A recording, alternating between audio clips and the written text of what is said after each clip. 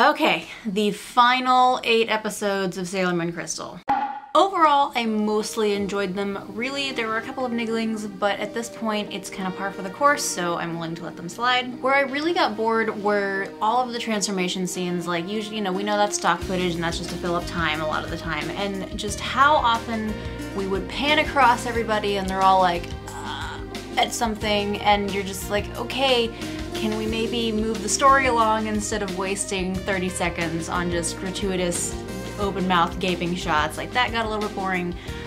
Gratuitous fighting scenes, I'm really not digging fighting scenes these days. What really impressed me most of all was the art, which is a lot to say when it comes to this series because we know of all the problems that they've had with, you know, we can't get things done almost on time and we're working to the last second and there's a lot of Blu-ray fixes. But really, I think the budget finally went through for these last couple episodes because there was so much that was good that it really made the whole thing, it made me kind of irritated that the whole thing couldn't be like this, but there's also literally nothing I can do about that, so just, you know, stop being irritated about it because there's nothing, literally nothing I can do to change that. But they're really, it shows that these are the best done episodes yet, and they just were able to do so much. Like, the transition scenes were really good, they let moments be funny, they hyper animated things when they were really funny, which really, it made it so much more enjoyable and relaxing. It's not just very serious and big shiny eyes and worried looks all the time. It's like, okay, no, this is a very silly moment right now. Like when they left Minako in the archives and she was all whiny, which, BT dubs, why are we leaving Minako alone with 10 centuries of history that hasn't happened yet that she can totally memorize and like as quickly as she wants to? Like, Minako is the 5-star general of the Senshi, so maybe you shouldn't leave her alone with all of these things that are yet to come to pass. I don't know, she could possibly plan for these things and they won't happen the way that they're happen in this future, and, you know, don't maybe not leave Minako alone with all of the things and the stuff. Another thing, these episodes really were able to hit the emotional points that they needed to hit. Again, this is the end of the second story arc, we're really ramping up into it, and then we're actually going into the final scenes. For example, when Usagi got kidnapped and Minako screamed her name, like, that was so good. Like, her voice actors just really put everything into it, and it was so painful. It was really, really good. It was really well done. The super creepy levels of creep that Demando just was able to give off. Like, he's creepy. I don't like Demando at all. I have a couple of friends who do the Demusa, whatever their ship name is, but I'm just like, he's so creepy. Why can't I, like, there's so much that's, I'm ship and lip ship, but it's just like a creepy, creepy guy. They really amped it up in the last couple episodes. I appreciated it, and I appreciated that, like, to the end, he was still like, it wasn't this sudden heel turn like they did in the original 90s anime. Like, he still, you know, went against him, but he went against Pharaoh 90, yeah, wrong arc. He went against the Death Phantom for his own reasons, like, not just like, oh, I realized that I should fight on the side of good at the last side, like, whatever the weird half redemption crap they did in the original series, that was not done here, and I really appreciated that. The scene when Wiseman kidnapped Chibiusa was super creepy. Like, the end of the episode and the beginning of the next one was so like, I was like, oh my god, I, like, am terrified to have kids now because what if this happens to my, like, it's not gonna happen to my kids. Like, hopefully they're not gonna get kidnapped by evil phantom creatures that are going to transform them into older versions of themselves. But, like, I was like, oh my god, I'm, like, really freaked out right now about, like, it was so well done, it was so creepy. The art style was really, really good. Also, just the art for the Death Phantom itself, like, just this floating alien skull. Like, I know in the manga it is, like, an actual skull, but just to see that finally animated was, like, there's so many things in the manga that I've just been, like, wanting to see them animated. And that is honestly what the highlights of Crystal have been for me, is just seeing these moments that I'm like, I love this spot, and you're putting it on TV and you're making it a moving thing, and I really like that. It was so well done. It was A+ on the creep factor. Like, everything, a lot of the last 8 episodes were just really creepy, and it was really well, like, it needed to be, and it came across as it, like, it was good. Like, and okay, kitchen floor happened. Kitchen floor happened. But I started laughing because so much hair happened. There was so much hair. And also like weird rose petals, like signifying like, oh hey, sex is totally about to happen here. I got what they were doing there, but it was also kind of ridiculous, so I had to laugh at it. But you know, kitchen floor scene happened. Two really big things were also very well done. I just want to like really get into the nitty-gritty on two of these things. Again, with there's scenes in the manga that I've really just wanted to see happen on screen. Like in the future, if they do season 2, I will do something drastic in order to have Usagi making the big sacrifice and like diving with the Grail into Pharaoh 90, and then Mamoru just like freaking the f out, because that like I think I have a like just the chapter of that, and then also the original printing of the original translation of the manga, and then the new translation of the manga, and like each time I'm just like, ugh, like for 16 years this has been me going like, oh my gosh, my OTP, this really, ugh, pain in the heart stabbing me, like that, and everything with stars, like expanding on what we were given in the manga with stars. I would do something drastic for that to have, like just to have that happen, because there's so much going on in stars and so much world universe building, really, not just world building, universe building, that I would love to see happen. That I'll get into this a little bit more later, but just they add so many little things to like expand on a scene, and that's what we need to have happen through the whole thing. But I will touch on that a little bit more later.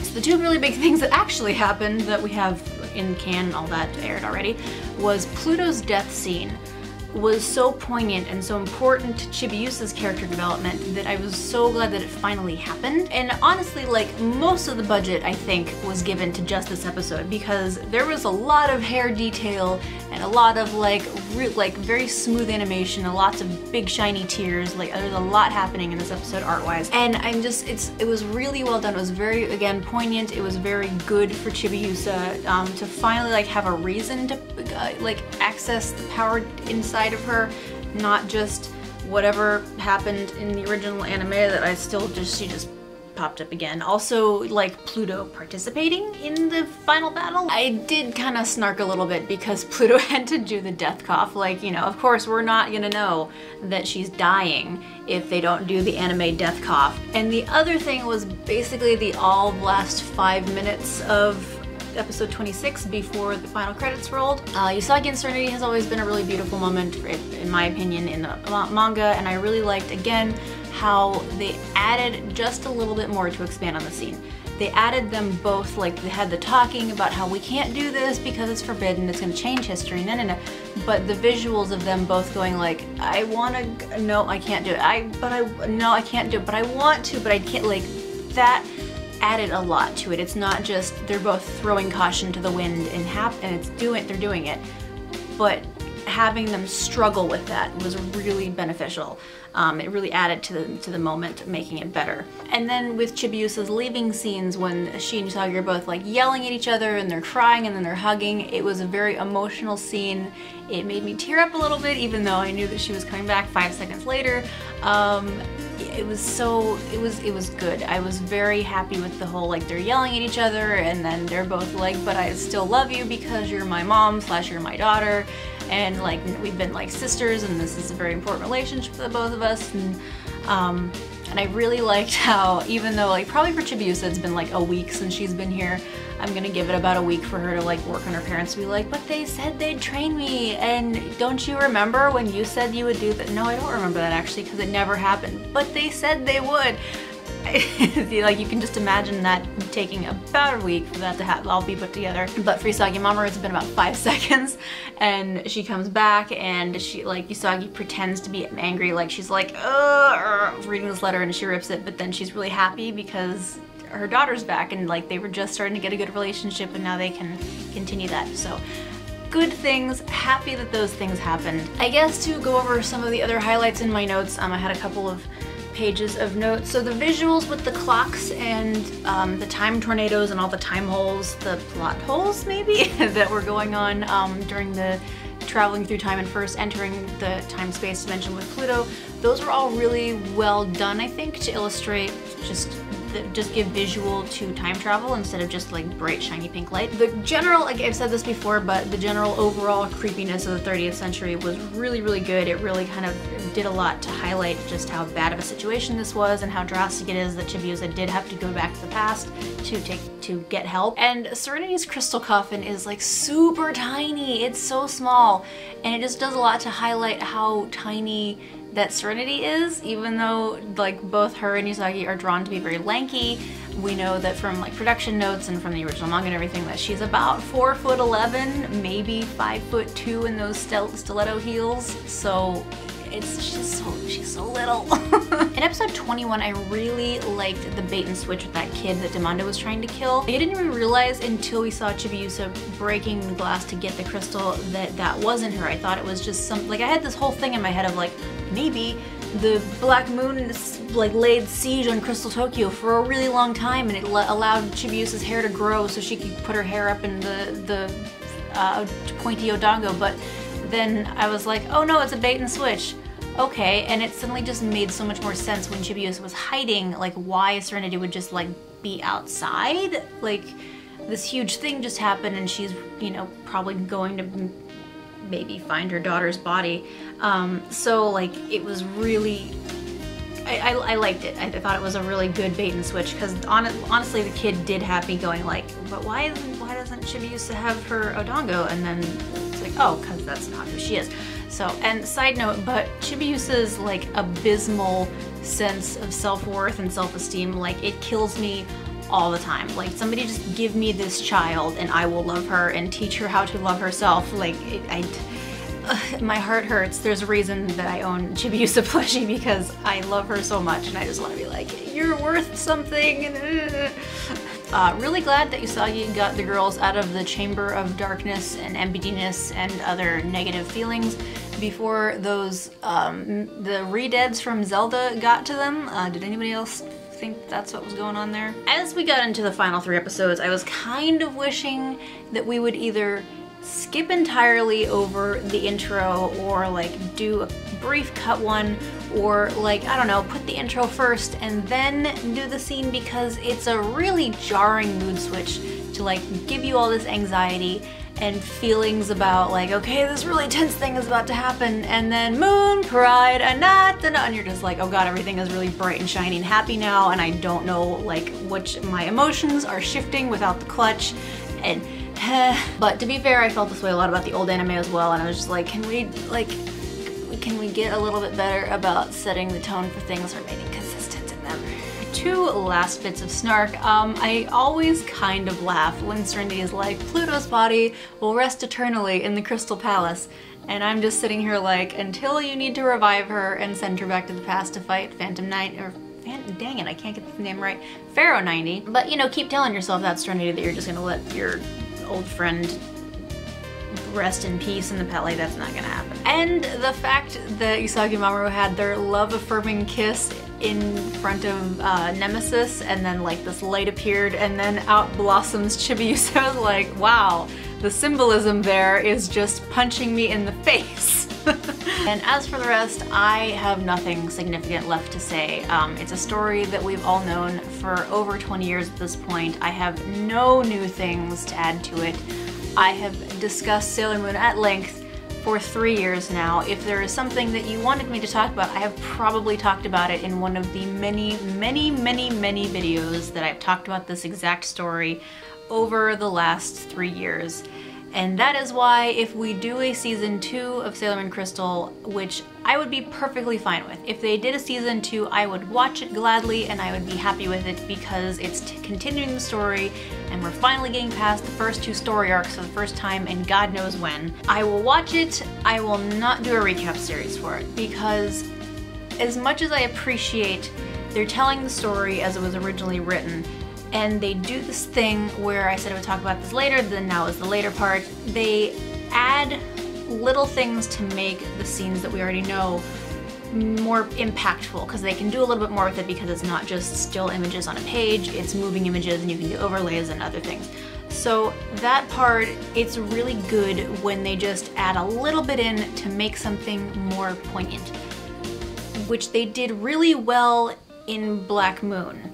They really didn't do it very well in Dark Kingdom. They tried to add all this stuff in and it just ultimately fell flat on its face. We've all talked about this, how it did not work with the generals thing. Like, it could have worked if they had devoted 26 episodes just the first story arc, if we devoted 26 episodes the second to the third, like so on and so forth. We could have done a lot with character arcs. When they finally were like, oh hey, we shouldn't do that with the second story arc, they did a lot with the space that they did have, which was really good. So I just ask, if they do finish off the next 30-something episodes with the second season, do what you can with what you have and don't try to put too much into it. Like, you give an inch and you can get so much out of that extra inch. That's all I have to say about that. But yes, if they do give us a second season, I will not be doing a recap season for it because, again, I have talked a lot about Sailor Moon in the last 2 years, or 3 years now, and it's exhausting. I'm kind of burnt out. If there is something that I want to talk about with it, I will make a video. Singular. I'm not going to do it for every single episode. If there's one episode that I'm just like, hey, this thing was really neat, I want to talk about it, then I will do that, but I'm not going to do every single one. If they do new things, like with how the new musical is coming out very soon, I will talk about that, because those are really fun and they do new things with the material and I appreciate that. But I'm kind of done talking about the anime because I'm exhausted at this point. I'm burnt out, it's tiring, it's not fun anymore.